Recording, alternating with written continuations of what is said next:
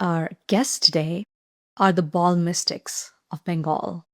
How beautifully they can bring up a message and awareness wrapped in a love poem. Their words are simple because they were simple, wandering mystics. They weren't sophisticated, they weren't super educated, but what they knew is beyond any philosophy, beyond any spiritual books of wisdom. And you will see that in the poem I'm about to share with you today. The name of this share is Strange Ways of My Guests. Strange ways has my guest. It comes at times when I am unprepared. Yet how can I refuse it? I watch all night with a lighted lamp. It stays away. When the light goes out and the room is bare, he comes claiming its seat. Yet how can I keep it waiting?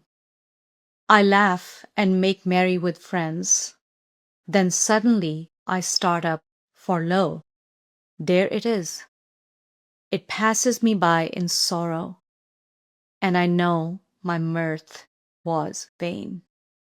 I have often seen a smile in his eyes when my heart ached.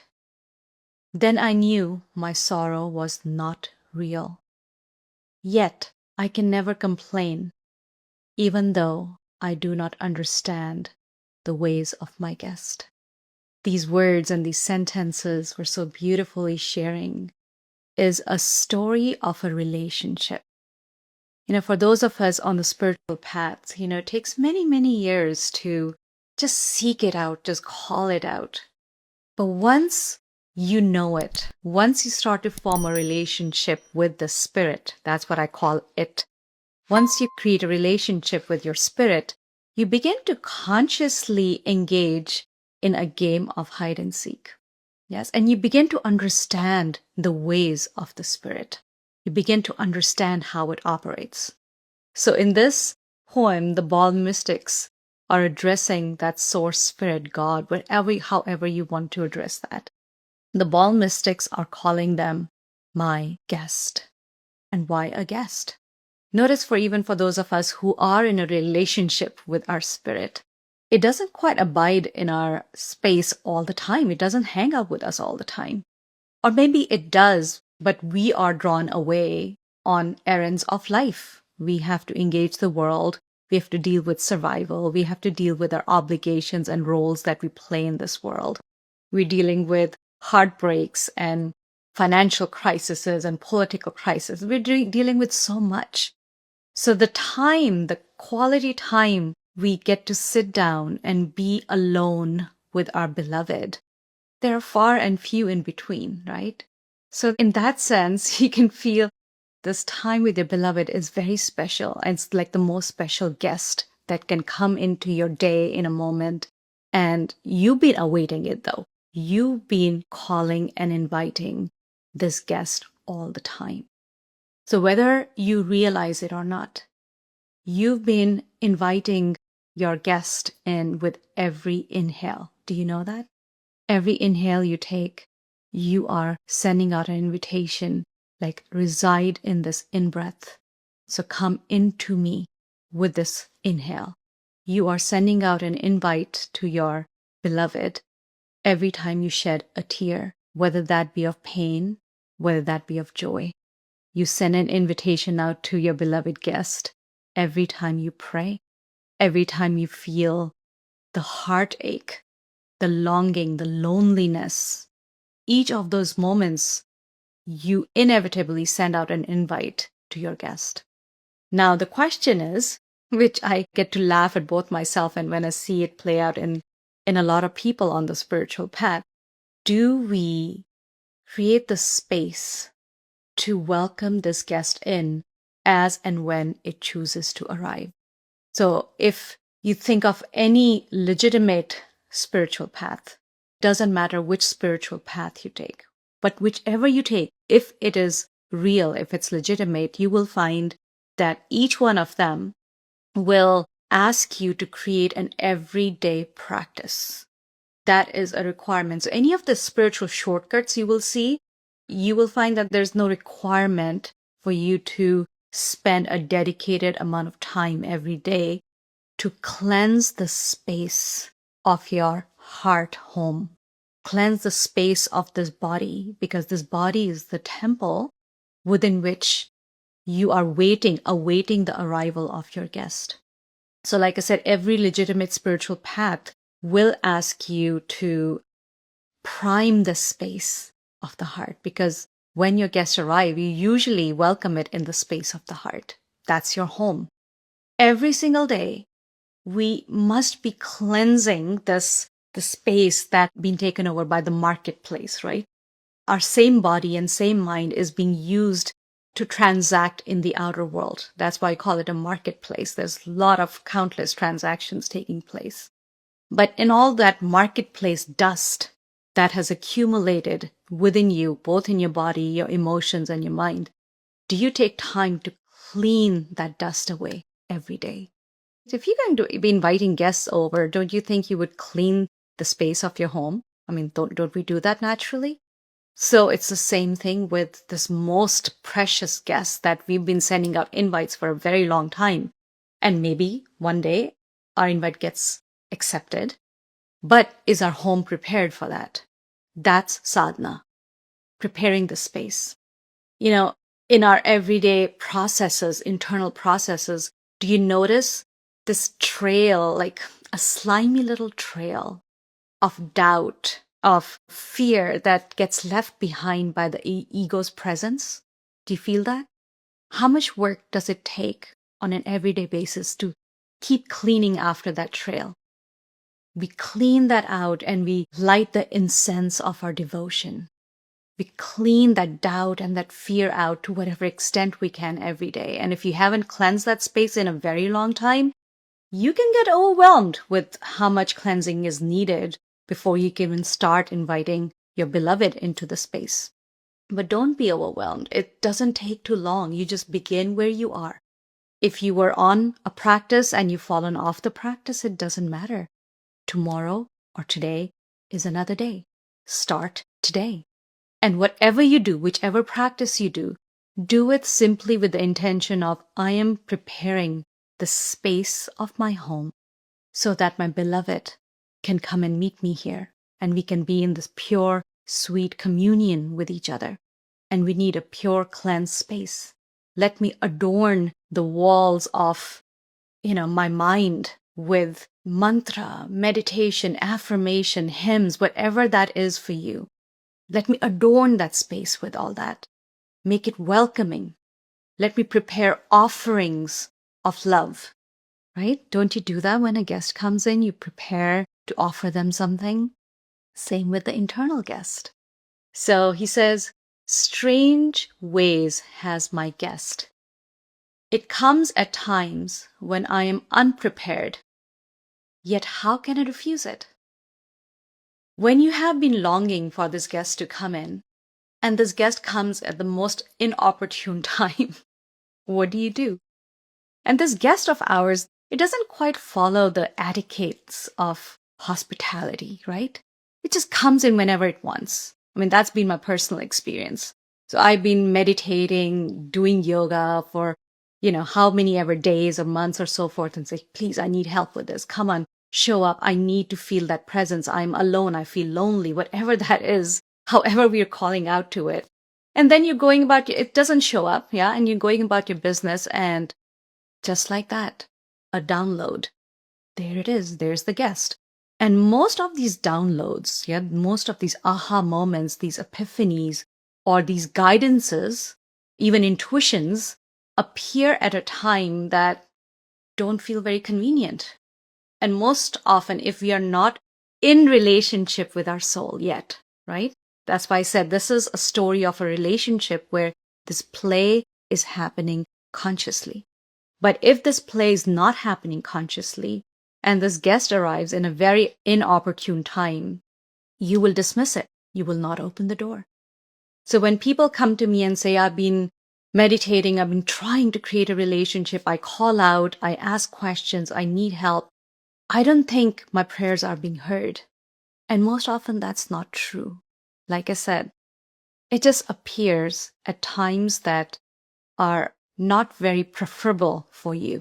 You would want it to appear when you have space, when you have time and you have the devotion to receive what you want to receive. But when you're completely busy in the mundaneness of your life, you're picking up your child from school, or you have a report to turn in at college, or you're in the middle of a major project and you're so stressed out, and an epiphany comes to you, it's like, do this. I need to start a practice. I need to pay attention to my body.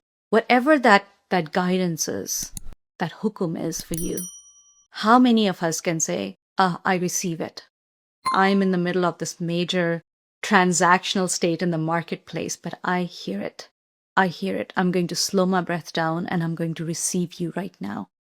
So that's why he says, it comes at times when I'm unprepared. Yet, how can I refuse it? I've been waiting for it. I've been calling it in. How can I refuse it? I watch all night with a lighted lamp, and it stays away. You see, all your methods of prayer when you go to church or mosque or temple, like once a week, like that's your designated time to connect with God. How often does it show up at your designated time? Like I said, doesn't follow the etiquettes of hospitality. I watch all night with a lighted lamp. I'm prepared, but it stays away. When the light goes out and the room is bare, he comes claiming its seat. And yet, how can I keep it waiting? If I've been calling it, how do I keep it waiting? So whether I have nothing to offer, whether I have cried myself to emptiness, whether I don't feel anything, whether I am depressed or anxious, that's the place where we feel completely barren of any kind of connection or devotion, right? And you might find that it just decides to appear in that moment. Again, most often, most people will deny it. They will not open the door. They will not hear the knock. But that's how it appears. It is in those moments that it appears. I laugh and make merry with friends. Then suddenly I start up, for lo, there it is. Has it ever happened to you? Like your life is going great, right? You're having the time of your life. You're hanging out with friends. You're going out. You're having the most amazing, entertaining times. And just out of the blue, a heartbreak, an old wound just rupturing. Maybe a hope that you had got squashed. Just like that, out of blue. Things you were expecting to happen don't happen. And a wave of sorrow just comes over you. That's what he's referring to here. It says, I laugh and make merry with friends, and suddenly I start up. Lo, there it is. It passes me by in sorrow, and I know my mirth was vain. So I know it's a really old word. Most of us don't use this word mirth in our vocabulary anymore. But it means when we are just laughing and having fun. Yes? And vain is that it was only for show. It was just surface. So it's those moments, and again, please feel to share with me if you've ever experienced that. You're having the time of your life, and life just offers you a challenge just like that, and your heart breaks, or you feel so deeply sorrowful, sad, and you realize that all that laughing that was happening a day ago, a moment ago, was so superficial. It was like a placeholder. I was filling time while I awaited my guest. It's almost like, when you're in love and you're waiting by the phone for your beloved to call, but you don't know when they'll call. And to pass time, you just surround yourself with friends and you're chatting away. And suddenly the phone rings and you pick it up. That is what it feels like when we just get busy in life. We get so busy in life. And then a real thing that just wrenches us from the inside out appears. And I know my mirth was vain. That sorrow that appears is that guest arriving. It's just arriving in the vehicle of sorrow. But anything that feels so deeply, anything we feel so deeply within us, even if it's gut-wrenching or heartbreaking. That is your guest arriving. Like I said, it just might be arriving in the vehicle of sorrow. It might be arriving in the vehicle of joy. But if you have invited guests over, right, and they're starting to come, would you deny entry to a guest who drives one kind of car versus another kind of car? Would you do that? No, I don't think so. Why don't we do that with our inner guest? He says, I have often seen a smile in his eyes when my heart ached. Then I knew my sorrow was not real. We never ever think that the spirit is concealed in a heartbreak. And that's why I say, but if you have a relationship with it, this is a story of someone who is in a deep relationship with the soul. But if you are in the relationship and you know what your beloved feels like, you will recognize it in the heartbreak. You will recognize it no matter what mask it's wearing. You will know. And that's why he's saying, I have often seen a smile in his eyes when my heart ached. So don't be fooled by the mask that this guest wears. It is very mischievous, very mischievous. So you will have to keep your eyes and awareness open. So if it comes in the vehicle of a heartache, you still welcome it into your home. You still welcome it into your heart. You still give it the offerings that you have prepared. You do what you had already been preparing for. You prepare for it every single day. You follow that. You don't deny it just because it's not wearing the right dress code or your preferred dress code. If you stay with it long enough, if you stay with it, welcoming it, not denying it a single %, you will feel a smile arrive at its lips. Oops, like as it's been caught in its act of mischievousness. It's been caught in the play of hide and seek. You have sought it out. I see you. I see you in my heartache. I see what you're trying to do. I see the gift you are bringing to me that is wrapped in the outer layer of this heartache. And you will know in that moment that that sorrow that you felt was just a cover and it wasn't really real. What is real is the depth that you have experienced in your relationship with your soul. You have experienced the depth that resides within you. That are the treasures and the gifts that this guest brings with it. Yet I never complain, even though I do not understand the ways of my guest. So that is a love story to me.